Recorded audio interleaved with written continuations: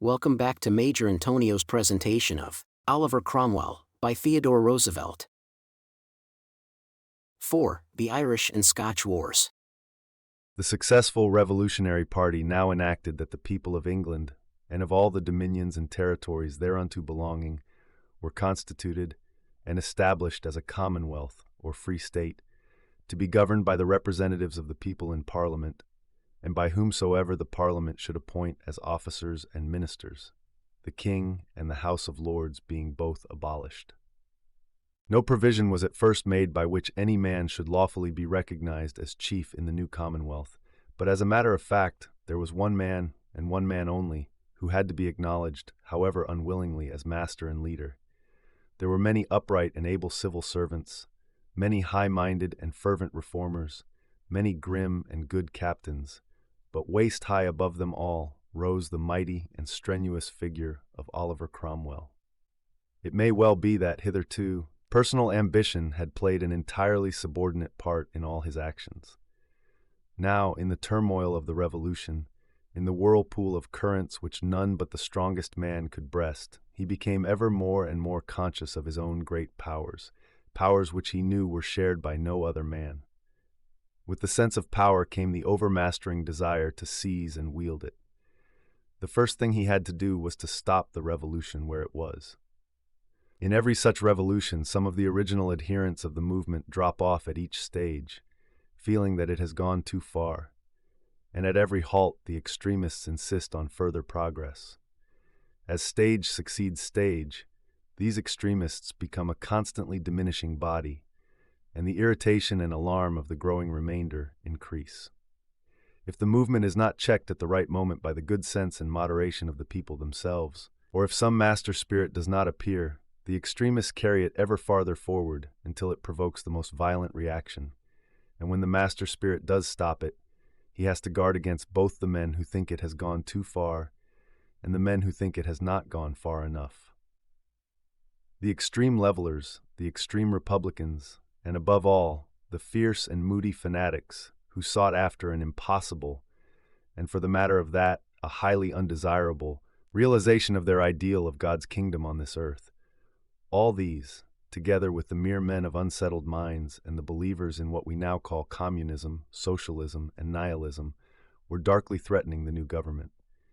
Men arose who called themselves prophets of new social and religious dispensations, and every wild theory found its fanatic advocates, ready at any moment to turn from advocacy to action. In the name of political and social liberty, some demanded that all men should be made free and equal by abolishing money and houses, living in tents, and dividing all food and clothing alike. In the name of religious reform, others took to riding naked in the marketplace for a sign, to shouting for the advent of King Jesus, or to breaking up church services by noisy controversies with the preachers. The extreme Anabaptist and Quaker agitators were overshadowed by fantastic figures whose followers hailed them as incarnations of the Most High.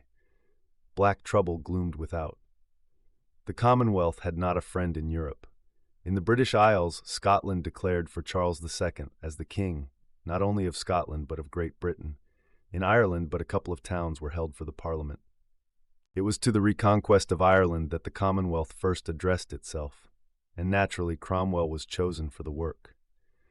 He was given the rank of lieutenant general, but before he started, he had to deal with dangerous mutinies and uprisings in the army.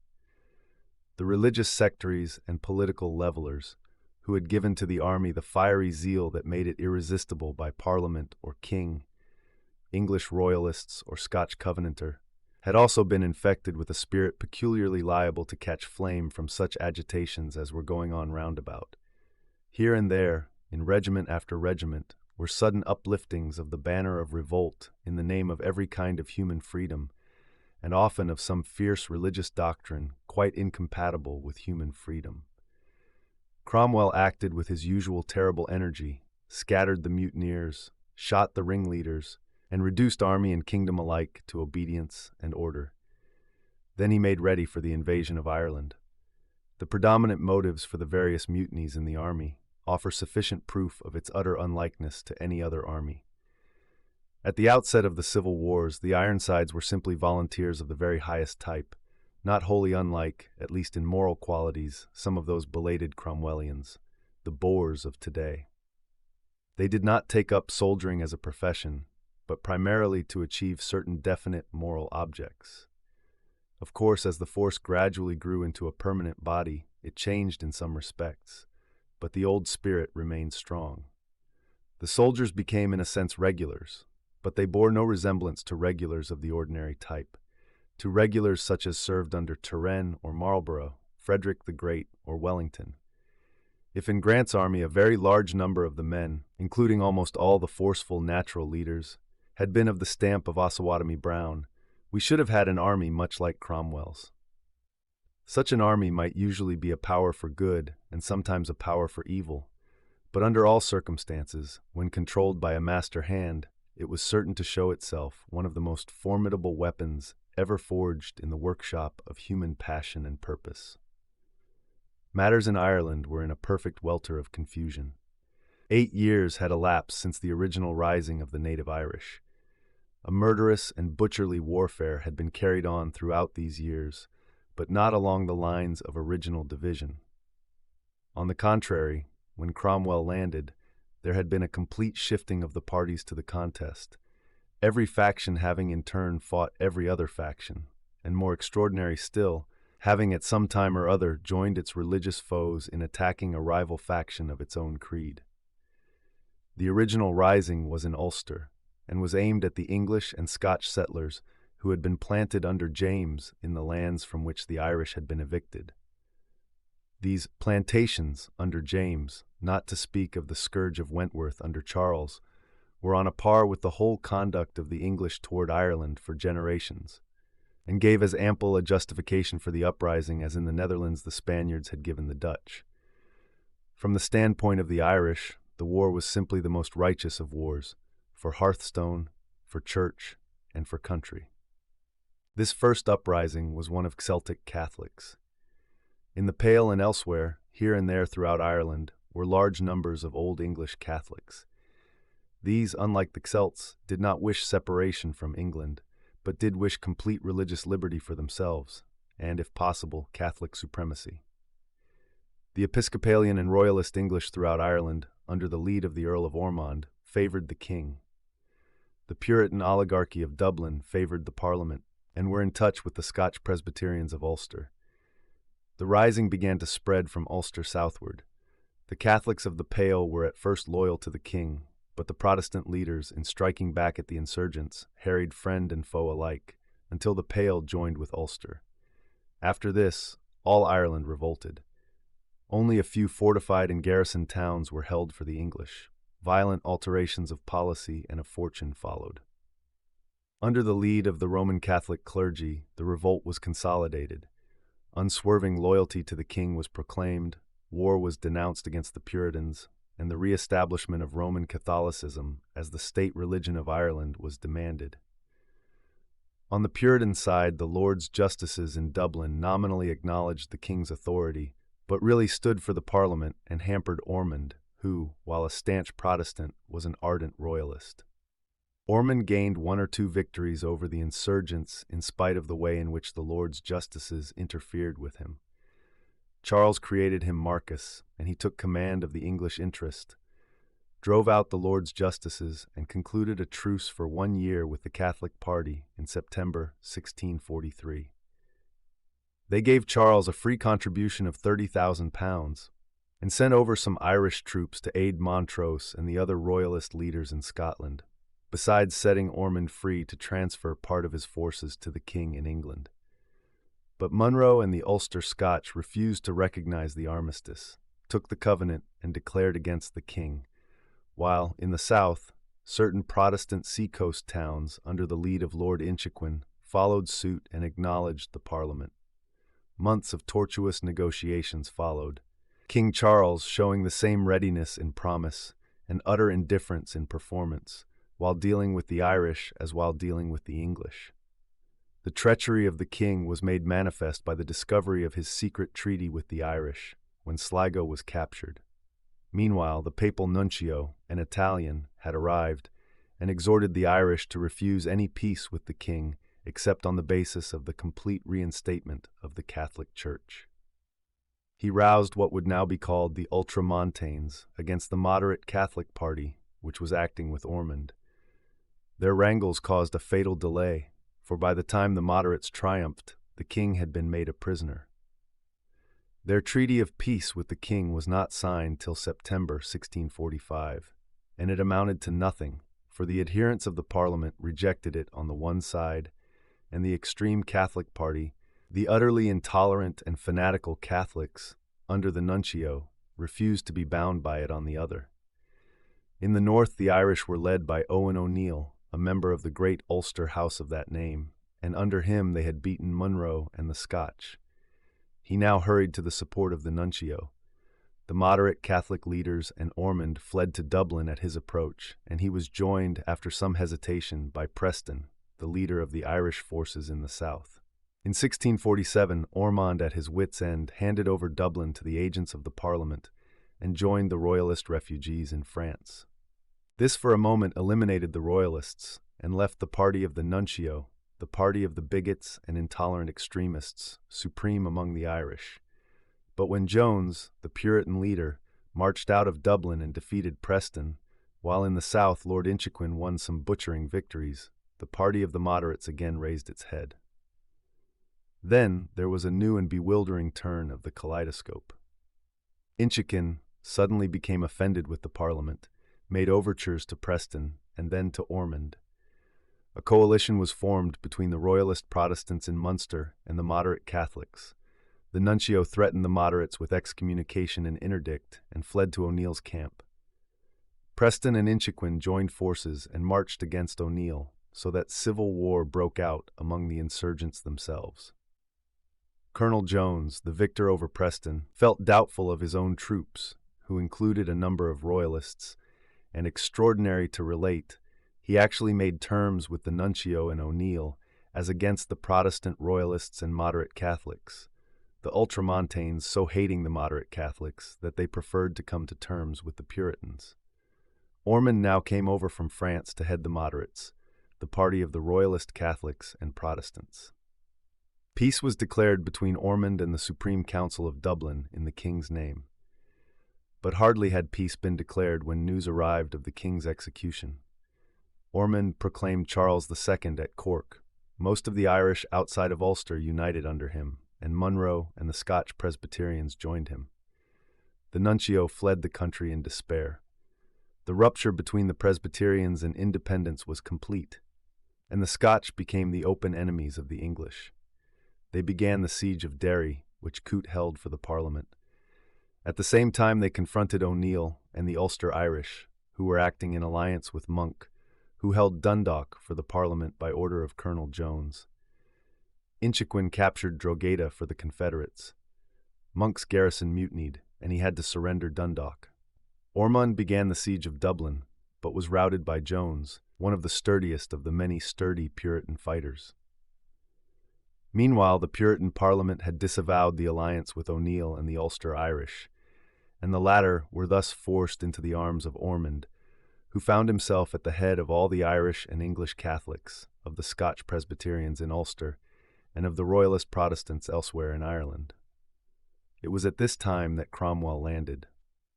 The exact condition of affairs in Ireland should be carefully borne in mind, because it is often alleged, in excuse of Cromwell's merciless massacres, that he was acting with the same justification that the English had when they put down the Indian Mutiny with righteous and proper severity.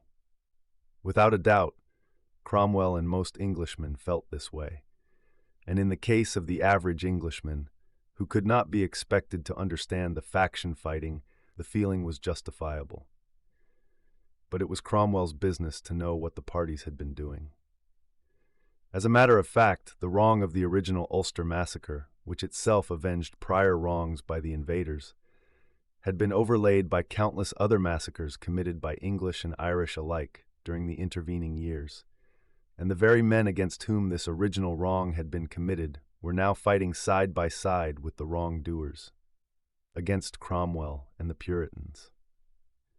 Moreover, for some time the parliamentarians had been in close alliance with these same wrongdoers against the moderate Irish, who were not implicated in the massacres in question, and against the royalist Protestants, some of whom had suffered from the massacres, and others of whom had helped avenge them. The troops against whom Cromwell was to fight were in part Protestant and English, these being mixed in with the Catholics and Irish, and at the moment the chief royalist leaders in Ireland included quite as many English, Scotch, and Irish Protestants as they did Irish Catholics. Cromwell recked but little of nice distinctions between the different stripes of royalists and Catholics when, in August 1649, he landed in Dublin, the only place in Ireland, save Derry, which still held out for the Parliament. He brought with him the pick of his troops, and soon had at Dublin some 10,000 foot and 5,000 horse. They were excellently disciplined. They included the Ironsides, the veterans of the New Model, grim Puritans for the most part, inflamed with the most bitter hatred against Catholics, Irish, and Royalists. They had been welded into one formidable mass by Cromwell's rigid discipline, and yet were all aflame with religious and political enthusiasm. There could not be gathered in all Ireland an army capable of meeting in the open field that iron soldiery under such a leader as Cromwell, and this the Irish chiefs well knew. Cromwell, therefore, had to deal with a numerous and individually brave but badly disciplined enemy, formidable in guerrilla warfare, because theirs was a wild country of mountain and bog, and resolute in defense of their walled towns, but not otherwise to be feared by such troops as the Ironsides. His first care was to put an end to the plundering and licentiousness which had hitherto marked the English no less than the Irish armies. He completely stopped outrages upon the peasantry and non-combatants generally, besides protecting all who lived quietly in their homes. In September he marched against Drogheda, into which Ormond had thrown 3,000 picked men, largely English, under Sir Arthur Aston. Cromwell had with him some 8,000 men when he sat down to attack it. He brought up a siege train, beating back the sallies of the garrison with ease, and meanwhile maintaining his strict discipline and putting down pillage by the summary process of hanging the plunderers. When his batteries were ready, he summoned the governor to surrender, but the summons was refused. For 2 days the guns kept up their fire, and then in the afternoon the assault was delivered. The defenders met the stormers in the breaches. The fight was hot and stiff. The English were once repulsed, but came forward again and carried the breach, only to be once more driven out by a fierce rally.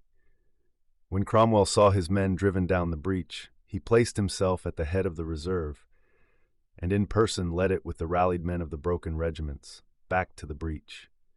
This time the stormers would not be denied. They carried the breach, the church, which was strongly held by the Irish, and finally the palisaded entrenchments of Mill Mount, in which Sir Arthur Aston had taken refuge. The horse followed close behind the foot, and speedily cleared the streets of the hostile cavalry and infantry.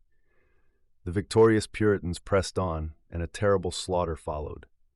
Cromwell forbade them to spare any that were in arms in the town, and they put to the sword over 2,000 men.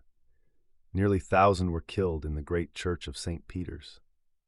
All the priests found, says Cromwell, were knocked on the head promiscuously, but 2, both of whom were killed next day. Sir Arthur Aston Verney, the son of the king's standard-bearer at Edgehill, and all the officers were put to the sword. 2 towers held out until next day, when they submitted. Their officers were knocked on the head, says Cromwell. 1 tower fought hard. There every 10th man of the soldiers was killed. The rest, and all the soldiers in the other tower, were shipped to the white slavery of the Barbados. Of the assailants, about 100 were slain and several hundred wounded. Said Cromwell, "We put to the sword the whole number of the defendants. This hath been a marvelous great mercy. I wish that all honest hearts may give glory of this to God alone, to whom indeed the praise of this mercy belongs. I am persuaded that this is a righteous judgment of God upon these barbarous wretches who have imbrued their hands in so much innocent blood, and that it will tend to prevent the effusion of blood for the future, which are the satisfactory grounds to such actions, which otherwise cannot but work remorse and regret. The officers and soldiers of this garrison were the flower of their army. Cromwell's defenders say simply that he acted from a fervent belief in the righteousness of what he was doing, and further, that the terrible vengeance he took here and at Wexford upon all who withstood him in arms cowed the Irish and prevented further resistance. Neither defense is tenable. If on the ground of their sincerity the deeds of Cromwell and his soldiers at Drogheda and Wexford can be defended, then we cannot refuse the same defense to Philip and Alva and their soldiers in the Netherlands. Of course, we must always remember that under Cromwell there was no burning at the stake, no dreadful torture in cold blood, and therefore, at his worst, he rises in degree above Philip and Alva. But in kind, his deeds in Ireland were the same as theirs in the Netherlands, and though the Puritan soldiers were guiltless of the hideous licentiousness shown by the Spaniards or by the armies of Tilly and Wallenstein, yet the merciless butchery of the entire garrisons and of all the priests, accompanied by the slaughter of other non-combatants in at least some cases, leave Drogheda and Wexford as black and terrible stains on Cromwell's character. Nor is there any justification for them on the ground that they put a stop to resistance. The war lingered on for 2 or 3 years in spite of them, and in any event the outcome was inevitable. It does not seem to have been hastened in any way by this display of savagery. There had been many such butcheries during the war, before Cromwell came to Ireland, without in any way hastening the end. Cromwell and his lieutenants put down the insurrection and established order because they gained such sweeping victories, not because Cromwell made merciless use of his first victories. It was the fighting of the Puritan troops in the battle itself which won, and not their ferocity after the battle. And it was Cromwell who not merely gave free rein to this ferocity, but inspired it. Seemingly quarter would have been freely given had it not been for his commands. Neither in morals nor in policy were these slaughters justifiable. Moreover, it must be remembered that the men slaughtered were entirely guiltless of the original massacres in Ulster. Immediately after Drogheda, Cromwell sent forces to Dundalk, which was held by the Irish, and to Trim, which was held by the Scotch, but the garrisons deserted both places at the approach of the Cromwellians. In October, Cromwell himself advanced on Wexford and stormed the town. Very little resistance was made, but some 2,000 of the defenders were put to the sword. This time the soldiers needed no order with reference to refusing quarter. They acted of their own accord, and many of the townspeople suffered with the garrison.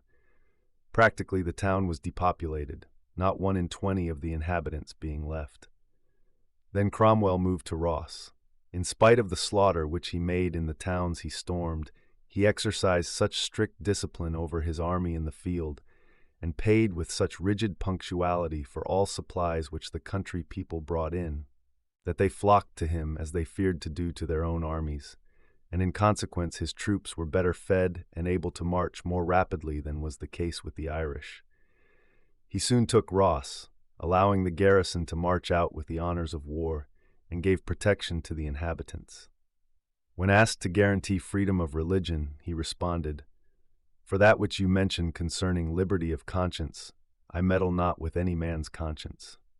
But, if by liberty of conscience you mean liberty to exercise the Mass, I judge it best to use plain dealing, and to let you know where the Parliament of England have power that will not be allowed of." 3 months after he landed, Cromwell had possession of almost all the eastern coast. One of the remarkable features of his campaign had been the way in which he had used the army and the fleet in combination. He used his admirals just as he had used his generals and colonels, and they played a very important part in the operations against Wexford and Ross, and in securing the surrender of both. When he moved away from the coast, his task was very difficult. There were no roads, the country had been harried into a wilderness, and was studded with castles and fortified towns, every one held by an Irish garrison. Ormond and O'Neill were in the field with a more numerous force than his, and though they dared not fight a pitched battle, they threatened his detachments. The service was very wearing, and in December Cromwell went into winter quarters, the weather being bad, and his men decimated by fever. The triumphs won by his terrible soldiership rendered the conquest of the whole island only a question of time.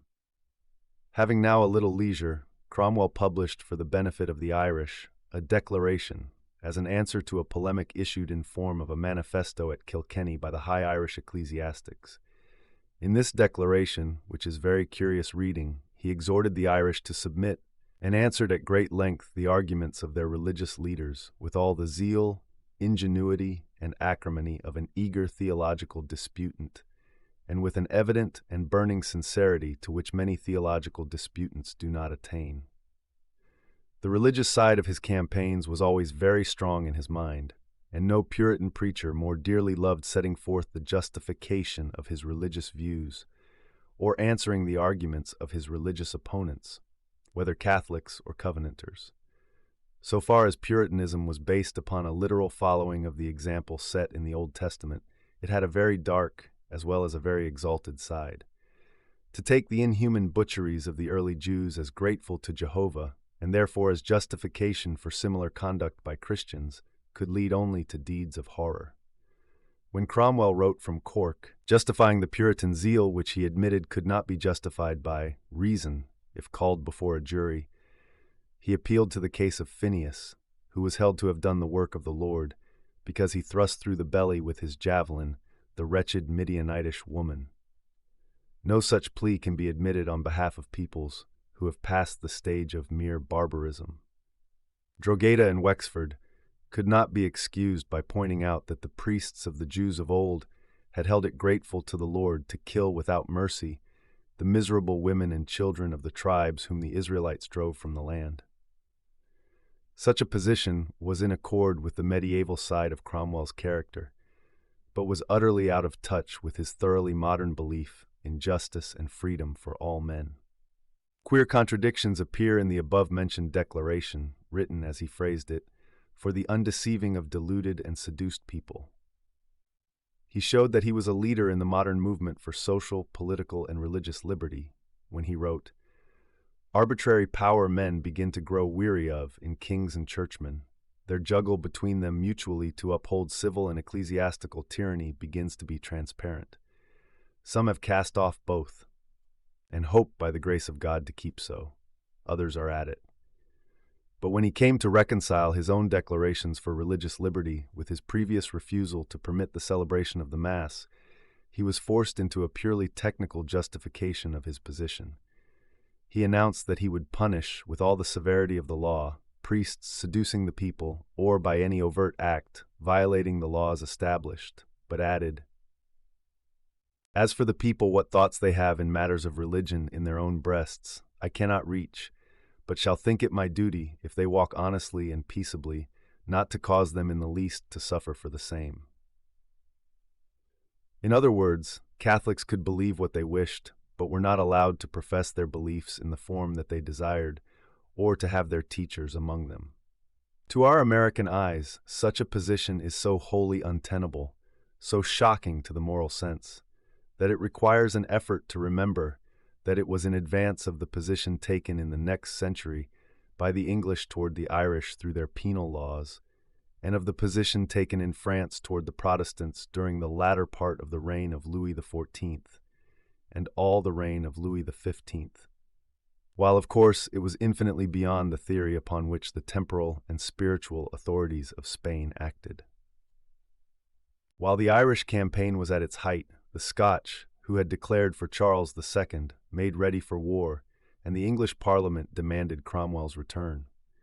For some months, however, he remained in Ireland, capturing Kilkenny and various other towns and castles, and constantly extending the area of English sway, driving the Irish westward. His campaign was a model for all military operations undertaken in a difficult country, covered by a network of fortified places, and held by masses of guerrillas or irregular levies, backed by the whole population. After Clonmel was taken, he handed over the command to Ireton. The heavy work had been done, and what remained to do was tedious and harassing rather than formidable, while the Scotch business could no longer wait. In May 1650, Cromwell landed in England, took his seat in the House of Commons, and was made Captain General and Commander-in-Chief of the forces, Fairfax having refused to take part in any offensive campaign against the Covenanters. It is recorded that when Cromwell entered London, greeted by surging multitudes, someone called his attention to the way the people turned out to do him honor for his triumph, whereupon he dryly answered that it was nothing to the way they would turn out to see him hanged. The refusal of Fairfax to march against the Scotch left Cromwell the only hope of the Commonwealth. It cannot too often be repeated that, whether in the end Cromwell's ambitions did or did not obscure the high principles with which they certainly blended, yet he rose to supreme power less by his own volition than by the irresistible march of events, and because he was a man of the mighty days and equal to the days. In this world, in the long run, the job must necessarily fall to the man who both can and will do it when it must be done, even though he does it roughly or imperfectly. It is well enough to deplore and to strive against the conditions which make it necessary to do the job. But when once face to face with it, the man who fails either in power or will, the man who is half-hearted, reluctant, or incompetent, must give way to the actual doer, and he must not complain because the doer gets the credit and reward. President Buchanan utterly disbelieved in the right of secession, but he also felt doubts as to its being constitutional or possible to coerce a sovereign state, and therefore he and those who thought like him had to give place to men who felt no such doubts. It may be the highest duty to oppose a war before it is brought on, but once the country is at war, the man who fails to support it with all possible heartiness comes perilously near being a traitor, and his conduct can only be justified on grounds which in time of peace would justify a revolution. The whole strength of the English Commonwealth was in the independents. Royalists, Episcopalians, Presbyterians, extreme levelers were all against it. When the Scotch declared for Charles II as king, not only of Scotland but of England, they rendered it necessary that either England or Scotland should be conquered. Fairfax declared that he was willing to defend the English against the Scotch attack, but not to attack Scotland. The position was puerile, a fact which should be borne in mind by the excellent persons who at the present day believe that a nation can be somehow armed for defense without being armed for attack. No fight was ever yet won by parrying alone. Hard hitting is the best parry. The offensive is the only sure defensive. To refuse to attack the Scotch was merely to give them a great initial advantage in the inevitable struggle. Cromwell was far too clear-sighted and resolute to suffer from over-sentimental scruples in the matter. Accordingly, he undertook the task, did it with his accustomed thoroughness, and from that moment became not merely the first man in the kingdom, but a man without a second or a third, without a rival of any kind. Charles had landed in Scotland and been proclaimed king, but was forced not merely to take the covenant, but to make degrading professions of abandonment and renunciation of his father's acts and principles. He was, after all, to be a king only in name if the dominant party in Scotland could have its way.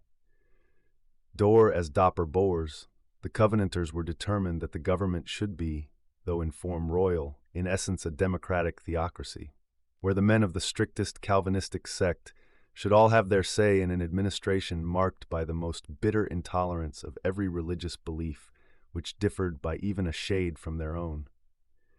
To get real religious liberty in those days one had to go to Rhode Island or Maryland, but at least the English Puritans were, in this respect, far in advance of the men against whom they were pitted. There was also a royalist party in Scotland, which had scant sympathy with the Covenanters, but was only allowed to exist at all by their sufferance. When at this time Montrose landed to help the king, the Presbyterian friends of the king promptly overcame and slew him. The Kirk was supreme, and in the army which it gathered to meet Cromwell, it made zeal for the covenant the all-important requirement for a commission. It would not even permit places of command to be given to the officers who had marched with Hamilton's army. The royalists around the king complained bitterly that the commissions were most apt to go to sons of ministers, and if not, then to men whose godliness and religious enthusiasm were but poor substitutes for training and skill in arms. Cromwell's soldiers possessed all of these qualities. Devotion to country or to religion adds immensely to the efficiency of a soldier, but is a broken reed by itself. Officers whose only qualifications are religious or patriotic zeal are better than officers who seek service to gratify their vanity or who are appointed through political favor. But until they have really learned their business, and unless they are eager and able to learn it, this is all that can be said of them. Cromwell marched north to the walls of Edinburgh, where David Leslie lay with the Covenanting army of the Kirk. Leslie had fought under Gustavus Adolphus, and beside Cromwell at Marston Moor, where the Scotch insisted that they had saved the Cromwellians from defeat. Now the two sides were decisively to test the question of supremacy. But the contest was really utterly unequal. Cromwell had a veteran army, one which had been kept under arms for years. Leslie had an army which had been brought together for this particular war. He was, therefore, under the terrible disadvantage which rests on any man who, with raw volunteers, confronts well-trained, well-led veterans. There were under him plenty of officers and men with previous military experience, though, as the royalist above quoted remarked, too many of the officers were sanctified creatures who hardly ever saw or heard of any sword but that of the Spirit. Yet the regiments were all new, and the men had no regimental pride or confidence, no knowledge of how to act together, no trust in one another or in their commanders, while Cromwell's regiments were old, and the recruits in each at once took their tone from the veterans around them. Although Leslie's force was twice that of Cromwell's, he knew his trade too well to risk a stricken field on equal terms, when the soldiers were of such unequal quality. He accordingly entrenched in a strong position covering Edinburgh, and there awaited the English attack. Cromwell was a born fighter, always anxious for the trial of the sword, a man who habitually took castles and walled towns by storm, himself at need heading the stormers, and who won his pitched battles by the shock of his terrible cavalry, which he often led in person, and which invariably ruined any foe whom he had overthrown. He now advanced with too much confidence and found himself in a very ugly situation, his men sickening rapidly while Leslie's army increased in numbers and discipline. Like every great commander, Cromwell realized that the end of all maneuvering is to fight, that the end of strategy should be the crushing overthrow in battle of the enemy's forces. On this occasion his eagerness made him forget his caution, and all his masterly skill was needed to extricate him from the position into which he had been plunged by his own overbearing courage and the wariness of his opponent. For some time he lay before Edinburgh, unable to get Leslie to fight, and of course unwilling to attack him in his entrenchments. Sickness and lack of provisions finally forced him to retreat. He believed that this would draw Leslie out of his works, and his belief was justified by the event. The English now mustered some 11,000 men, the Scotch 22,000. Leslie was still cautious about fighting, but the ministers of the Kirk, who were with him in great numbers, hurried him on. He followed Cromwell to Dunbar, where he cut off the English retreat to England. But his army was on the hills and was suffering from the weather. He thought that the discouraged English were about to embark on their ships. The ministers fiercely urged him to destroy the sectaries, whom they so hated, and in the afternoon of December 2nd, he crowded down toward the lower ground near the sea. Cromwell saw with stern joy that at last the Scotch had given him the longed-for chance, and true to his instincts, he at once decided to attack, instead of waiting to be attacked. Leslie's troops had come down the steep slopes, and at their foot were crowded together so that their freedom of movement was much impaired. Cromwell believed that if their right wing were smashed, the left could not come in time to its support. He pointed this out to Lambert, who commanded his horse, and to Monk, the saturnine, tobacco-chewing colonel, now a devoted and trusted Cromwellian. Both agreed with Cromwell, and before dawn the English army was formed for the onslaught, the officers and troopers praying and exhorting loudly. Their cry was, "The Lord of hosts," that of their Presbyterian foes, "The Covenant." It was a strange fight, this between the Puritan and the Covenanter, whose likeness in the intensity of their religious zeal and in the great features of their creeds, but embittered their antagonism over the smaller points upon which they differed. Day dawned, while driving gusts of rain swept across the field, and the soldiers on both sides stood motionless. Then the trumpet sounded the charge, and the English horse, followed by the English foot, spurred against the stubborn Scottish infantry of Leslie's right wing. The masses of Scotch cavalry, with their lancers at the head, fell on the English horse, disordered by the contest with the infantry, and pushed them back into the brook. But they rallied in a moment, as the reserves came up, and horse and foot again rushed forward to the attack. At this moment the sun flamed red over the North Sea, and Cromwell shouted aloud, with stern exultation, "Let God arise and let his enemies be scattered." And a few moments later, "They run! I profess they run!" For now the Scottish army broke in wild confusion, though one brigade of foot held their ground, fighting the English infantry at push of pike and butt end of musket, until a troop of the victorious horse charged from one end to the other, through and through them. Cromwell was as terrible in pursuit as in battle.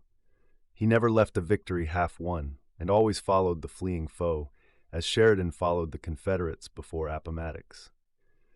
The English horse pressed the fleeing Scotch, and their defeat became the wildest rout, their cavalry riding through their infantry. Cromwell himself rallied and reformed his troopers, who sang as a song of praise the 117th Psalm, and then he again loosed his squadrons on the foe. The fight had not lasted an hour, and Cromwell's victory cost him very little, but of the Scotch, 3,000 were put to the sword, chiefly in the pursuit, and 10,000 were captured, with 30 guns and 200 colors. Leslie escaped by the speed of his horse. Never had Cromwell won a greater triumph. Like Jackson in his Valley campaigns, though he was greatly outnumbered, he struck the foe at the decisive point, with the numbers all in his own favor, and by taking advantage of their error, he ruined them at a blow. Like most great generals, Cromwell's strategy was simple, and in the last resort consisted in forcing the enemy to fight on terms that rendered it possible thoroughly to defeat him. And like all great generals, he had an eye which enabled him to take advantage of the fleeting opportunities which occur in almost every battle, but which, if not instantly grasped, vanish forever. The ruin of the Kirk brought to the front the Cavaliers, who still surrounded Charles and were resolute to continue the fight. Both before and after Dunbar, Cromwell carried on a very curious series of theological disputations with the leaders of the Kirk party. The letters and addresses of the two sides remind one of the times when Byzantine emperors exchanged obscure theological taunts with the factions of the circus. Yet this correspondence reveals no little of the secret of Cromwell's power, of his intense religious enthusiasm, which was both a strength and a weakness, his longing for orderly liberty, and his half-stifled aspirations for religious freedom. He was on sound ground in his controversy with the Scottish Kirk. He put the argument for religious freedom well when he wrote to the governor of Edinburgh Castle concerning his ecclesiastical opponents. They assumed to be the infallible expositors of the covenant and of the Scriptures, counting a different sense and judgment from theirs. Breach of covenant and heresy. No marvel they judge of others so authoritatively and severely. But we have not so learned Christ. We look at ministers as helpers of, not lords over, God's people. I appeal to their consciences, whether any man trying their doctrines and dissenting shall not incur the censure of sectary. And what is this but to deny Christians their liberty and assume the infallible chair? What doth the Pope do more than this? There is profitable study for many people of today in the following. Your pretended fear lest error should step in is like the man who would keep all the wine out of the country, lest men should be drunk. It will be found an unjust and unwise jealousy to deprive a man of his natural liberty upon a supposition he may abuse it. When he doth abuse it, judge. If a man speak foolishly, ye suffer him gladly, because ye are wise. Stop such a man's mouth by sound words which cannot be gainsayed. If he speak to the disturbance of the public peace, let the civil magistrate punish him. After Dunbar, Cromwell could afford to indulge in such disputations, for, as he said, the Kirk had done their due. All that remained was to deal with the Cavaliers. There is, by the way, a delightful touch of the trust in the Lord and keep your powder dry type in one of his letters of this time, when he desired the commander at Newcastle to ship him 3 or 4 score masons, For we expect that God will suddenly put some places into our hands which we shall have occasion to fortify. The fate of the prisoners taken at Dunbar was dreadful. War had not learned any of its modern mercifulness. Cromwell was in this, as in other respects, ahead, and not behind, the times. He released half of the prisoners, for the most part half-starved, sick, and wounded, and sent the rest under convoy southward, praying that humanity might be exercised toward them. But no care was taken of them, and 4/5 died from starvation and pestilence.